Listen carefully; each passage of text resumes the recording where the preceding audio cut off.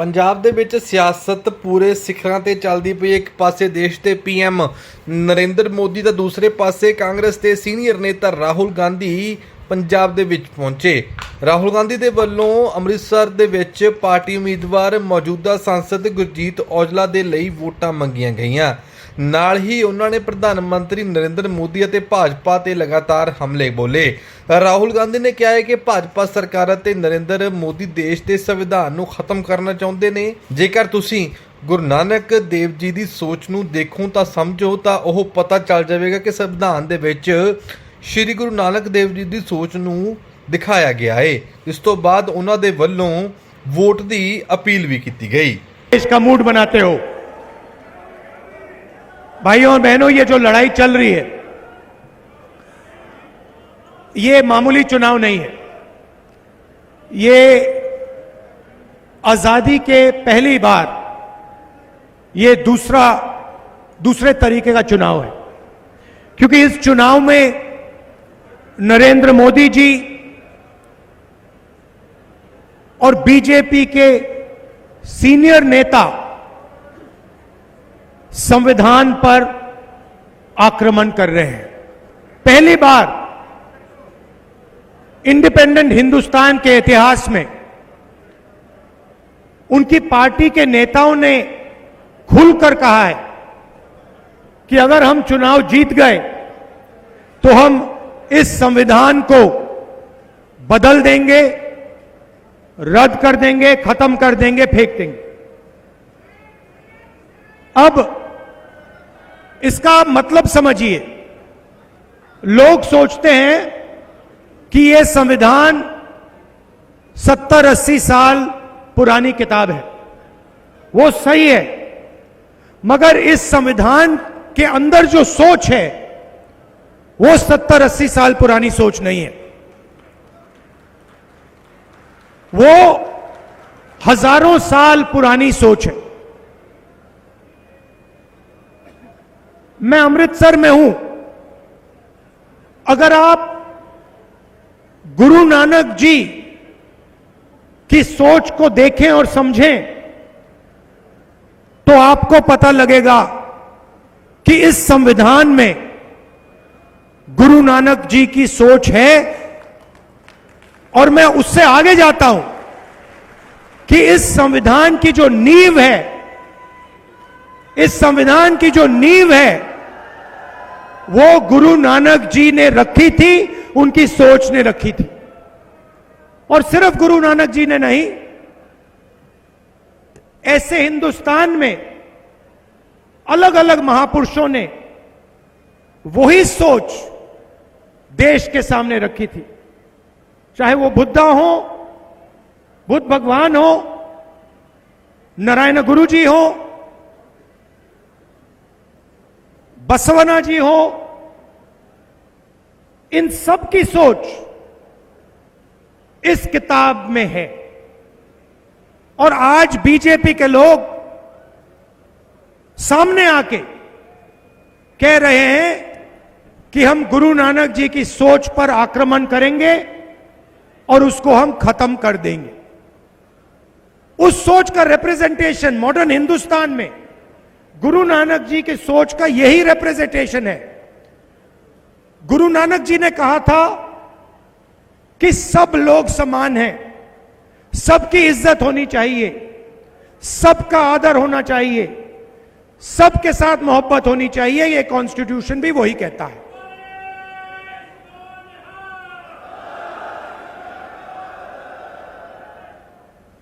तो चुनाव दो विचारधाराओं के बीच में है। एक तरफ नरेंद्र मोदी जी और बीजेपी के लोग जो इसको खत्म करना चाहते हैं, और दूसरी तरफ कांग्रेस पार्टी जो संविधान की रक्षा कर रही है। कांग्रेस पार्टी देश की जनता के साथ, अंबेडकर जी के साथ ये कॉन्स्टिट्यूशन लाई थी। तो अगर बीजेपी इस पर आक्रमण कर रही है तो वो अंबेडकर जी की सोच पर भी आक्रमण कर रही है।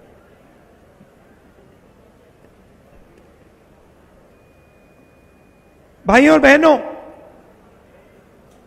आप देश में किसानों की हालत जानते हो और आप यह भी जानते हो कि पिछले 10 सालों में नरेंद्र मोदी जी ने हिंदुस्तान के किसानों के लिए, पंजाब के किसानों के लिए इतना सा भी नहीं किया। उल्टा आप पर आक्रमण किया। 3 काले कानून लाए और जब पंजाब के किसान, हरियाणा के किसान, महाराष्ट्र के किसान, मध्य प्रदेश के किसान सड़क पर उतरे तो नरेंद्र मोदी जी ने उनको आतंकवादी कहा। यह बात हम कभी नहीं भूल सकते हैं।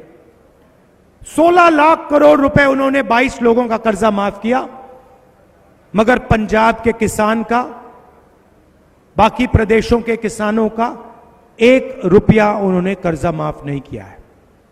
और खुलकर कहते हैं कि मैं किसानों का कर्जा माफ नहीं करूंगा क्योंकि इससे किसानों की आदत बिगड़ती है। मैं आपसे पूछना चाहता हूं, अदानी का कर्जा माफ होता है, 16 लाख करोड़ रुपए 22 लोगों का कर्जा माफ होता है, तो उनकी आदत नहीं बिगड़ती है, मगर पंजाब के किसान का कर्जा माफ होता है तो किसान की आदत बिगड़ती है। यह कैसी सोच है?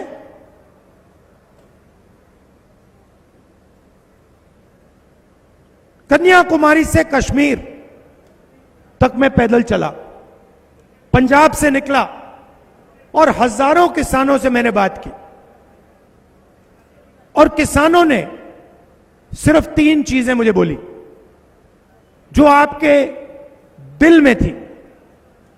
सबसे पहले आपने कहा कि देखिए राहुल जी, हमें बात समझ नहीं आती है, हमने क्या गलती की है। उनका कर्जा माफ हो जाता है, अदानी अंबानी के लिए कानून बनते हैं, मगर हमारा कर्जा कभी माफ नहीं होता। यह आपने पहली बात बोली। दूसरी बात आपने बोली कि राहुल जी, हम मार्केट में जाते हैं, अलग अलग प्रोडक्ट्स खरीदते हैं, शर्ट खरीदते हैं, पैंट खरीदते हैं, मोबाइल फोन खरीदते हैं।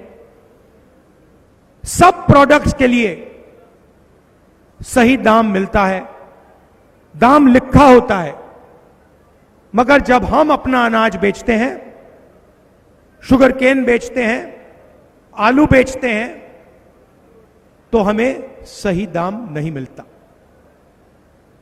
और तीसरी बात आपने कही कि नरेंद्र मोदी जी बीमा योजना लाए हैं, इस योजना से 16 कंपनियों को फायदा होता है, हमारा नुकसान होता है, आंधी आती है, तूफान आता है, कंपनीज को हम फोन लगाते हैं, ईमेल भेजते हैं, कंपनी जवाब देती है कि हम आपको बीमा का पैसा नहीं दे सकते। ये 3 चीजें पंजाब के किसानों ने, बाकी देश के किसानों ने मुझे कही। तो इन 3 सवालों को मैं आज आपको जवाब देना चाहता हूं। पहला काम, जैसे यूपीए सरकार ने किसानों का कर्जा माफ किया था, वैसे ही कांग्रेस पार्टी पंजाब के किसानों का, बाकी देश के किसानों का कर्जा माफ करने जा रही है। दूसरी बात, यह सिर्फ एक बार नहीं होगा। हम सरकार में एक ग्रुप बनाएंगे जो किसानों की फाइनेंशियल सिचुएशन को स्टडी करेगा, और जब भी हिंदुस्तान के किसानों को कर्जा माफी की जरूरत होगी, इंडिया गठबंधन की सरकार किसानों का कर्जा माफ करेगी। एक बार नहीं, अनेक बार हम यह काम करने के लिए तैयार हैं। दूसरी बात, नरेंद्र मोदी जी ने साफ कहा कि कानूनी एमएसपी हम नहीं देंगे। मैं यहां आपको साफ कह रहा हूं, इंडिया गठबंधन की सरकार पंजाब के किसानों को, हिंदुस्तान के किसानों को गारंटी करके कानूनी मिनिमम सपोर्ट प्राइस देने जा रही है। और तीसरा काम, जो आपने बीमा की बात बोली, नरेंद्र मोदी जी का जो बीमा का प्रोग्राम है वो 16 कंपनियों की मदद करता है। इस प्रोग्राम को हम रिस्ट्रक्चर करेंगे, किसान फ्रेंडली बीमा योजना बनेगी और 30 दिन के अंदर हिंदुस्तान के सब किसानों का पैसा उनके खाते में चला जाएगा, उससे ज्यादा डिले नहीं होगा। ये थी बात किसानों की। अब भाइयों और बहनों, नरेंद्र मोदी जी ने अरबपतियों का काम किया। आपने देखा होगा, पता नहीं देखा नहीं देखा, उनके आजकल बड़े इंटरव्यूज चल रहे हैं। देखा आपने? देखा? उनके इंटरव्यूज चल रहे हैं, मीडिया के 4 चमचे बैठा देते हैं, उनसे सवाल पूछते हैं, नरेंद्र मोदी जी जवाब देते हैं। सवाल कैसे होते हैं? नरेंद्र मोदी जी, आप आम कैसे खाते हो? काट के खाते हो या चूस के खाते हो? ऐसे सवाल चल रहे हैं। तो उन इंटरव्यू में एक चमचे ने उनसे पूछा, मोदी जी, हिंदुस्तान में अमीर लोग अमीर होते जा रहे हैं और गरीब लोग गरीब होते जा रहे हैं, इसके बारे में आप क्या सोचते हो? नरेंद्र मोदी जी का जवाब आता है, सोचते हैं पहले, वो थोड़ी देर सोचते हैं, ऐसे सोचते हैं,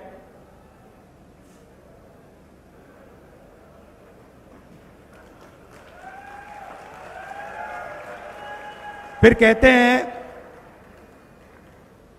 क्या चाहते हो कि मैं सबको गरीब बना दूं? नहीं मोदी जी, हम चाहते हैं कि जो आप अमीरों के लिए करते हो, अरबपतियों के लिए करते हो, वो आप गरीबों के लिए करो। अच्छा, एक नई बात चली है, पता नहीं आपने सुना नहीं सुना, उन्हीं चमचों के साथ इंटरव्यू में एक चमची पूछती है, नरेंद्र मोदी जी, आप में इतनी ऊर्जा कहां से आती है, इतनी एनर्जी कहां से आती है? नरेंद्र मोदी जी का जवाब आता है, मैं बायोलॉजिकल नहीं हूं, बायोलॉजिकल नहीं हूं। पता नहीं चीजें कैसे होती हैं, परमात्मा ने मुझे भेजा है और मैं बायोलॉजिकल नहीं हूं, मैं परमात्मा का काम करता हूं, मुझे परमात्मा ने मिशन पे भेजा है। मतलब हिंदुस्तान के बड़े से बड़े महापुरुषों ने यह बात नहीं बोली, मगर नरेंद्र मोदी जी को लगता है कि परमात्मा ने उनको चुना है, सिर्फ उनको।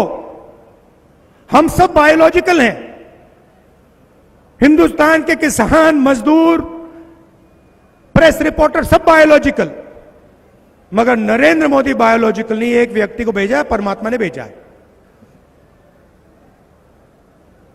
मैं सोच रहा था, नरेंद्र मोदी जी, ये फीलिंग आपको कब आती है? ये आपको 24 घंटे लगता है या सुबह ऐसा लगता है या शाम को लगता है? और ये जो आपको फीलिंग आई, ये नोटबंदी से पहले भी आई थी क्या? गलत जीएसटी लागू करने से पहले आई थी? ये मैं सवाल पूछ रहा हूं क्योंकि नरेंद्र मोदी के हाथ में परमाणु बम का स्विच है। खैर, बड़े इंटरव्यू चल रहे हैं, उसमें नरेंद्र मोदी जी टिप्पणी दे रहे हैं। शायद परमात्मा ने कहा है कि हिंदुस्तान के सारे इंफ्रास्ट्रक्चर को, एयरपोर्ट्स को, पोर्ट्स को अदानी को पकड़ा दो, मगर पिछले 10 साल उन्होंने यही किया है। तो अब हम उल्टा करने जा रहे हैं। उन्होंने 22 अरबपति बनाए, हम करोड़ों लाखपति बनाएंगे।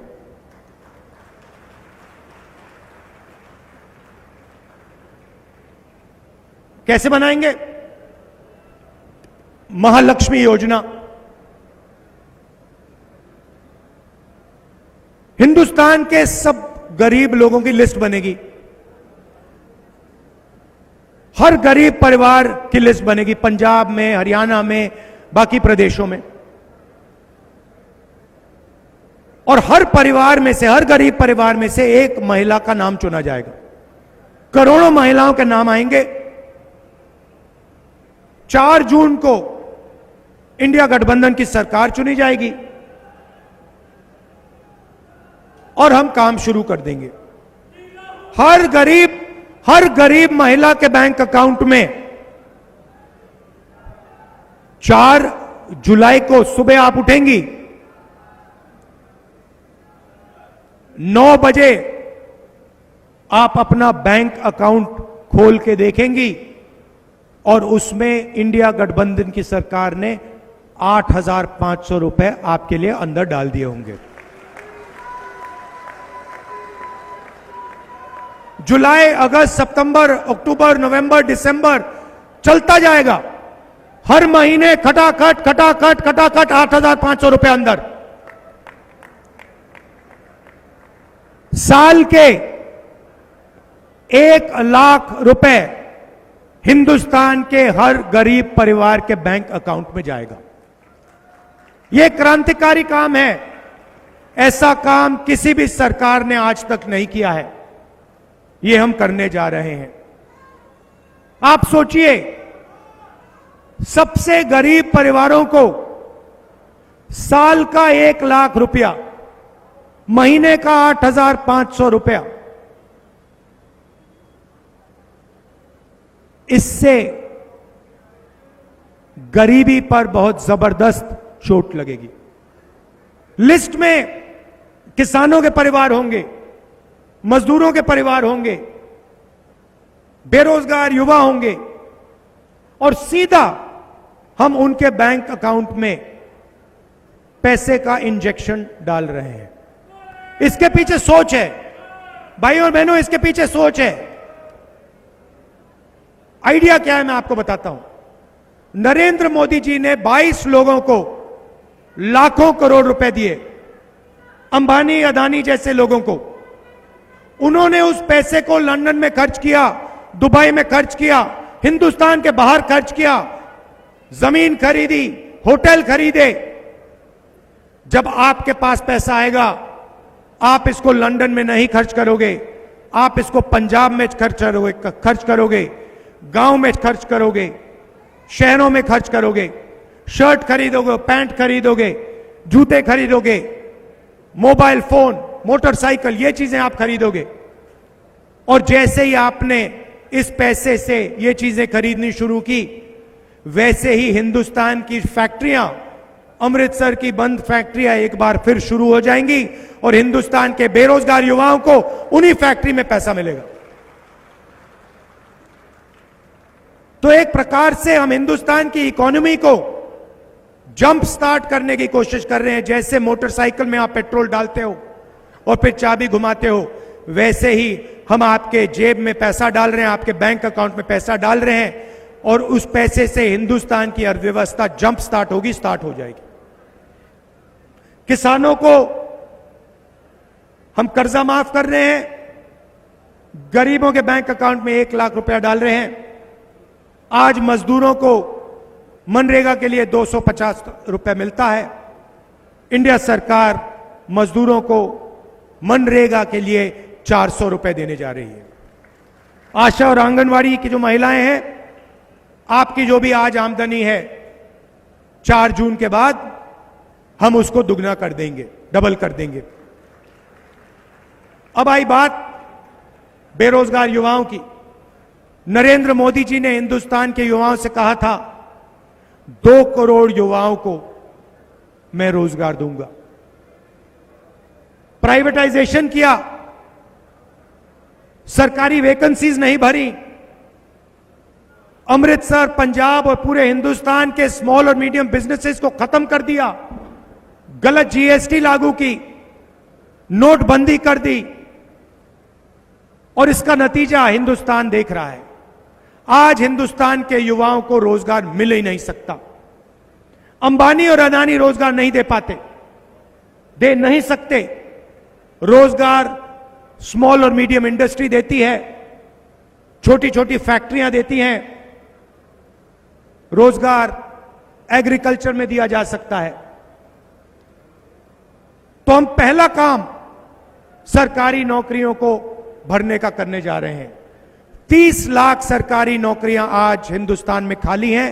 हमारा पहला कदम उन नौकरियों को आपके हवाले करने का होगा। दूसरा काम और क्रांतिकारी काम, दूसरा काम और क्रांतिकारी काम, हिंदुस्तान के युवाओं को मैं कहना चाहता हूं, अरबपतियों के बेटे जॉब मार्केट में जाने से पहले 1 साल की टेम्पररी नौकरी करते हैं। उसमें उनको ट्रेनिंग मिलती है, पैसा मिलता है और जॉब मार्केट में अंदर जाने का मौका मिलता है। मगर ये फैसिलिटी गरीब युवाओं को नहीं मिलती, बेरोजगार युवाओं को नहीं मिलती। हमने पहले मनरेगा में रोजगार का अधिकार दिया था, उससे करोड़ों लोगों को फायदा हुआ। मगर जो हमारे ग्रेजुएट्स हैं, अंडर ग्रेजुएट्स, डिप्लोमा होल्डर्स, इस योजना से उनको फायदा नहीं हुआ। इसीलिए हम ग्रेजुएट्स को, डिप्लोमा होल्डर्स को, यूनिवर्सिटी कॉलेज ग्रेजुएट्स को एक नया अधिकार देने जा रहे हैं, पहली नौकरी पक्की का अधिकार। प्राइवेट सेक्टर में, पब्लिक सेक्टर में, बीएचईएल, एचएएल, सरकारी अस्पतालों में, सरकारी कॉलेजेस, यूनिवर्सिटीज में, सरकारी ऑफिसेज में आपको 1 साल की नौकरी का अधिकार मिलेगा। बेहतरीन ट्रेनिंग मिलेगी। हर महीने आपके बैंक अकाउंट में 8,500 रुपए जाएंगे, साल के आपको 1 लाख रुपए मिलेंगे। हिंदुस्तान के सारे बेरोजगार युवाओं को यह फैसिलिटी मिलेगी। इससे हिंदुस्तान को एक ट्रेंड वर्कफोर्स मिलेगी। बेरोजगार युवाओं के जेब में पैसा जाएगा, उनको एक्सपीरियंस मिलेगा और वही पैसा जो उनके जेब में जाएगा, जैसे महिलाओं का पैसा अर्थव्यवस्था को चालू करेगा, वैसे ही यह पैसा भी अर्थव्यवस्था को जंप स्टार्ट करेगा। तो यह हमारी सोच है।